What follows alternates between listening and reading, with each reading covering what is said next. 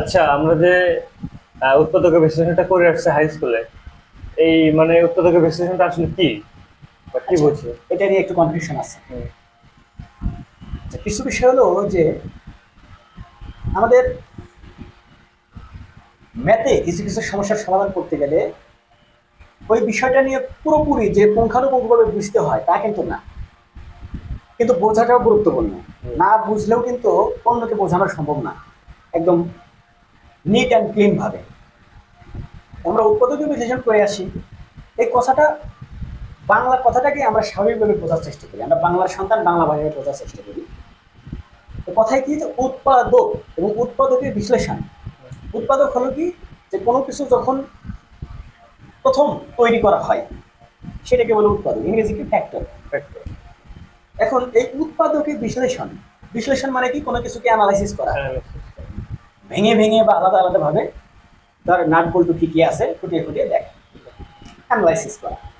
তো উৎপাদকের বিশ্লেষণ করা মানে ধরি একটা বস্তু কি কি দ্বারা তৈরি, যে সব জিনিস দ্বারা তৈরি সেই সব জিনিসগুলো হলো উৎপাদক, উৎপাদক। এবং সব উৎপাদক একসাথে হয়ে ওই বস্তুটা তৈরি হয়েছে।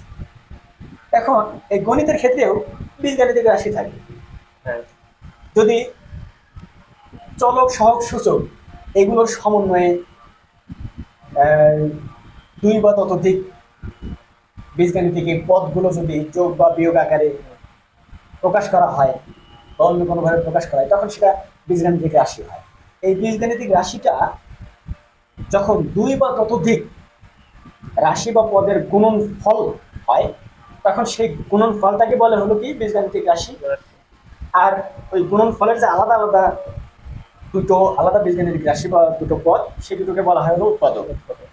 এখন এই বীজগাণিতিক রাশিটাকে ভেঙে অর্থাৎ বিশ্লেষণ করে ওই দুইটা গুণনফল, গুণনফল তো না, গুণ্য আর গুণক মানে ওই দুইটা আহ, পদ বা ওই দুইটা রাশি যে রাশি। দুটো গুণন করে এই রাশিটা পাওয়া যায় এটাকেই বলা হয় হলো উৎপাদকীয় বিশ্লেষণ। এই প্রক্রিয়াটাকেই বলে উৎপাদকীয় বিশ্লেষণ।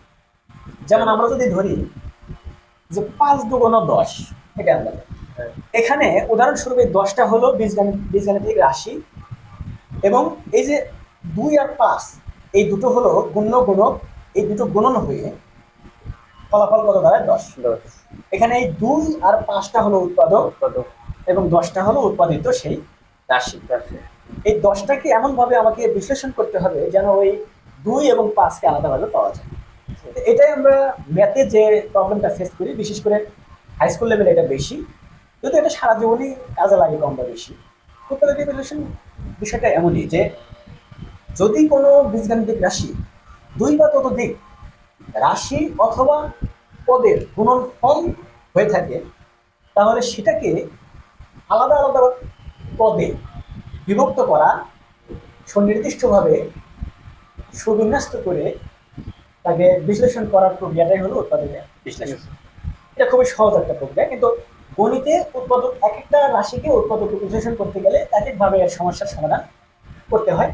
এবং কিছু ক্ষেত্রে দেখা যায় যে একটা উৎপাদক বিশ্লেষণ কয়েকটা নিয়মেও করা যায়, এটা একটা বিষয়। তো আশা করি উৎপাদকের বিশ্লেষণ কথাটার অর্থ এবং গণিতে এটার কি ব্যবহার সেটা বুঝতে পেরেছি আমরা।